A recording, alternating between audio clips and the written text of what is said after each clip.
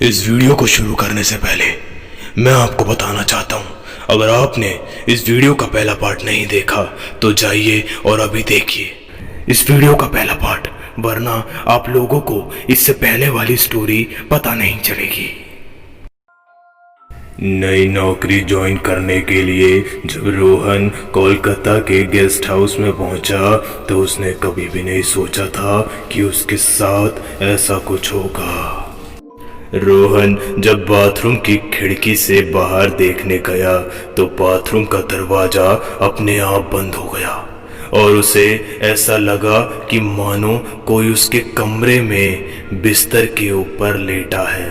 उसने वो पिक्चर एकदम से क्लिक करी और अपनी गर्लफ्रेंड को भेजी कि शायद उसे कुछ दिखे, क्योंकि पिछली बार जब रोहन ने अपनी गर्लफ्रेंड को सेल्फी क्लिक करके भेजा था तो उसे ठीक रोहन के पीछे एक आदमी नजर आया था जो रोहन को दिखाई नहीं दे रहा था। थोड़ी देर में उसकी गर्लफ्रेंड का मैसेज आया, हाँ, ये बिस्तर पर तुम्हारा ही तो रूममेट लेटा हुआ है जिसे मैंने तुम्हारी पिछली सेल्फी में देखा था। ये मैसेज पढ़ के तो रोहन बहुत डर गया। उसने जैसे ही दरवाजा खोला रिसेप्शन के पास जाने के लिए तो हाउस कीपिंग स्टाफ वहीं खड़ा था। तो हाउस कीपिंग स्टाफ को रोहन ने बोला, मैं इस कमरे में भी नहीं सो सकता। अगर आपको कोई ऐतराज ना हो तो क्या मैं आज आप लोगों के साथ आपके कमरे में सो जाऊं? और प्लीज रिसेप्शनिस्ट को भी बोल दो कि आज वो हमारे साथ ही रह ले। तो हाउस कीपिंग वाले ने जवाब में बोला, हमें कोई दिक्कत नहीं है, ना कोई ऐतराज है, आप तो हमारे मेहमान हो। चलिए आप हमारे कमरे में चलिए और वहां पर आराम से रह लीजिए।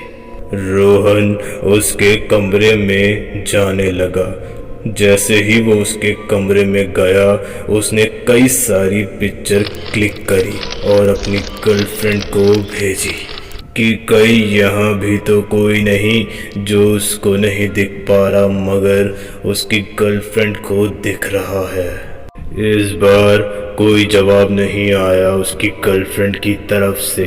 शायद उसे नींद आ गई। रोहन के दिमाग में दोनों कमरों में हुई बातें घूम रही थी और जब उससे बिल्कुल भी रहा नहीं गया तो उसने रूम सर्विस बॉय से पूछ ही लिया कि क्या ये चीज़ें पहले भी किसी के साथ हुई हैं या फिर वो पहला है और क्या इन चीज़ों के पीछे कोई वजह है। रूम सर्विस बॉय ने रोहन को बताया कि आज से कई साल पहले ये गेस्ट हाउस कंपनी को काफ़ी सस्ते दामों में मिल गया था, वरना उससे पहले ये एक कम होटल था। और फिर उन्हीं दिनों एक केशव नाम का लड़का यहाँ रहने के लिए रुका और उसने नौकरी न मिलने की वजह से यहाँ पर फांसी लगा ली। तब से लेके अब तक जो भी यहाँ रहता है उन्हें केशव की आत्मा महसूस होती है।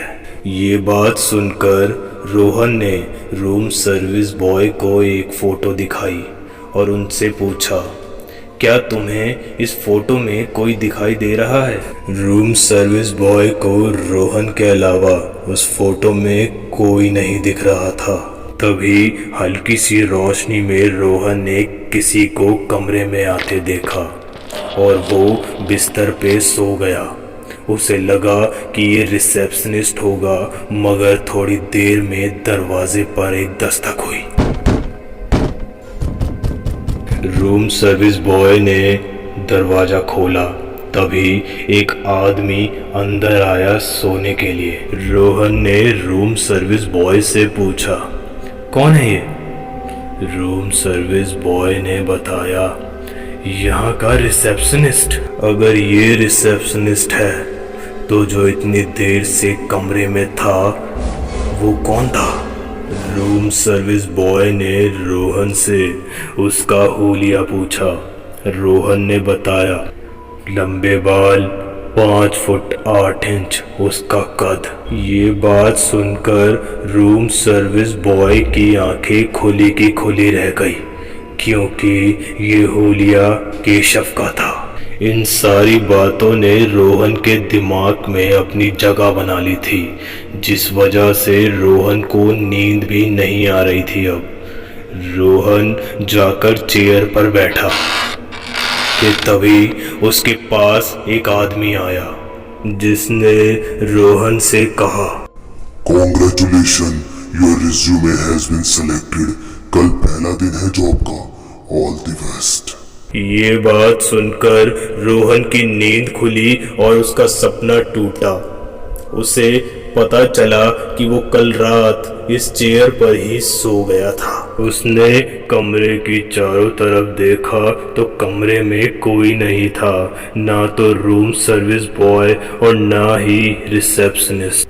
उन्हें चेक करने के लिए वो रिसेप्शन हॉल में भी गया, वो लोग वहां भी नहीं थे। रोहन को इस गेस्ट हाउस से चेकआउट करना था, मगर जिस कमरे में उसका सामान था उधर जाने से वो बहुत ज़्यादा डर रहा था।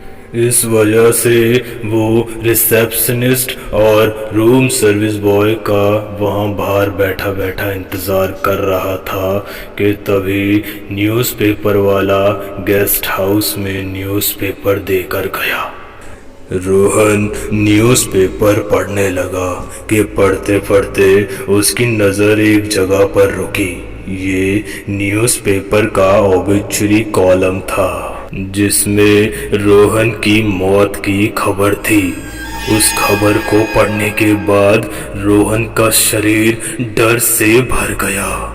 रोहन ने न्यूज़पेपर कंपनी में कॉल करने के लिए फ़ोन निकाला कि तभी उसने बहुत सारे अनरीड मैसेज पढ़े उसकी गर्लफ्रेंड के, जिनमें लिखा था कि तुम्हारी हर एक फ़ोटो में ये लंबे बाल वाला आदमी क्यों है। और फिर रोहन ने न्यूज़पेपर कंपनी में कॉल लगाई। उन लोगों ने फ़ोन उठाया तो रोहन ने उनसे कहा कि उन लोगों ने अपने न्यूज़पेपर में रोहन की डेथ की न्यूज़ क्यों छापी।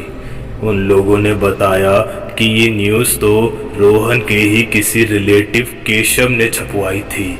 ये बात सुनकर रोहन से रहा नहीं गया और उसने अपने सामान लेने की भी नहीं सोची।